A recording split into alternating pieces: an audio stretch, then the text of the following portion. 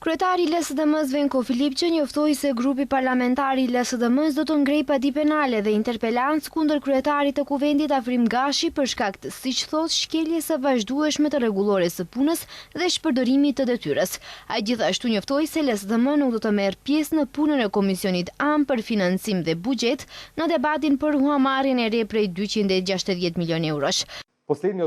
Grupi ynë parlamentar nuk do të marrë pjesë në këtë huamarrje brutale dhe të përditshme të vendit për shuma të mëdha, qindra milion euro, miliarda euro para, të cilat nuk shkojnë askund, përveç se kontrollohen rreptësisht në kompanitë partjake përmes procedurave të tenderimit. Ne nuk do të marrim pjesë në debatin e komisionit për këtë temë dhe po tërhiqemi plotësisht prej tij.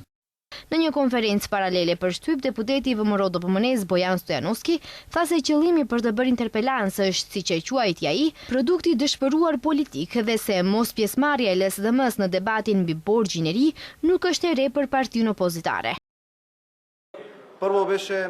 Së pari, u pretendua se nuk ishte kushte hapësinore në sallën 4, do me thënë nuk ishte vend për të ullur, ne siguruam një vend, pastaj u pretendua se kredia u vu si pika e dytë në rend të ditës, ne u vum si pika e parë, kur erdhi momenti që argumentet të përballeshin aty ku u takon, në parlament, LSDM vendosi të bënte atë që ka bërë prej muajsh dhe vitesh, të shpëtonte nga debati.